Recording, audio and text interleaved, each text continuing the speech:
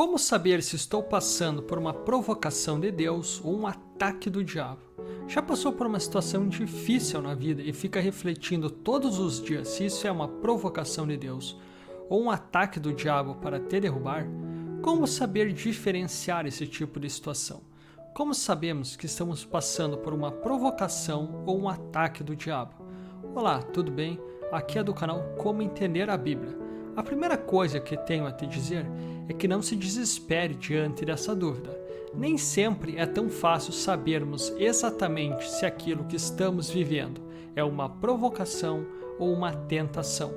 No entanto, a Bíblia nos dá algumas orientações bem interessantes que podem nos ajudar a avaliar a situação e ter esse entendimento de forma mais clara em nossa mente.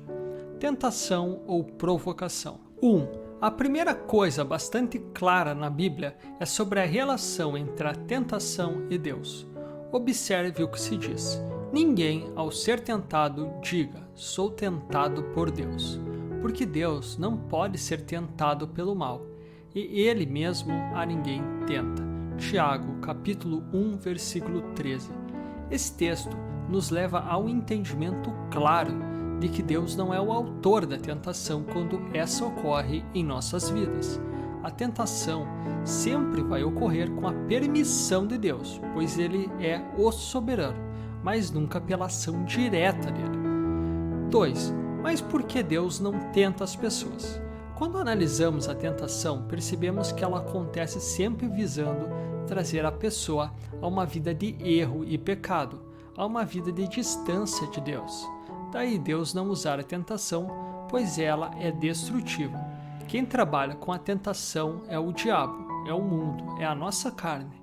Eles nos tentam, sempre com o objetivo claro de nos fazer cair diante de práticas que não agradam a Deus. É óbvio que nada acontece sem o consentimento de Deus, mas Deus não é o autor da tentação em nossas vidas. Inclusive, a Bíblia ensina que Deus nos ajuda quando somos tentados e não permite aos tentadores que ultrapassem as nossas forças para resistir. 1 Coríntios capítulo 10, versículo 13. 3. O ato que Deus realiza em nossa vida é a provocação. É por isso que a provocação é vista de forma positiva na Bíblia. Meus irmãos, tende por motivo de toda alegria o passardes por várias provocações. Tiago, capítulo 1, versículo 2. A provocação é encarada assim porque é visto como algo construtivo que atua em nosso crescimento como pessoas e servos de Deus. 4. Assim, para analisar se uma situação da nossa vida é uma provocação ou uma tentação, precisamos refletir nesses pontos e avaliar se aquilo que estamos passando está ligado ao pecado e ao distanciamento de Deus, ou se é algo ligado ao crescimento em alguma área de nossa vida. Por exemplo, algumas pessoas passam por situações de estresse e pressões no trabalho.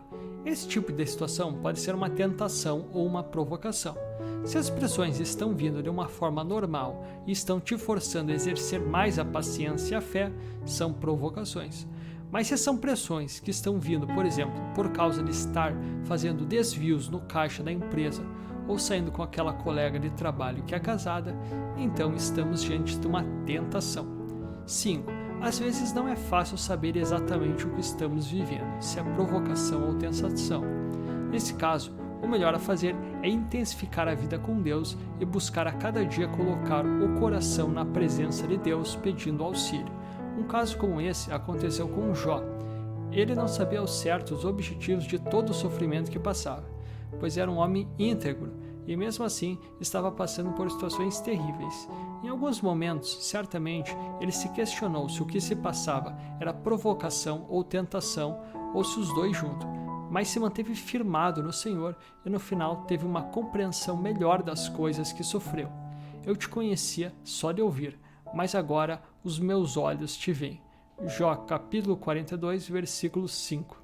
Nesse ponto, podemos ver que houve provocação na vida de Jó, pois ele compreendeu o conhecimento que Deus lhe deu. Porém, ele também foi tentado.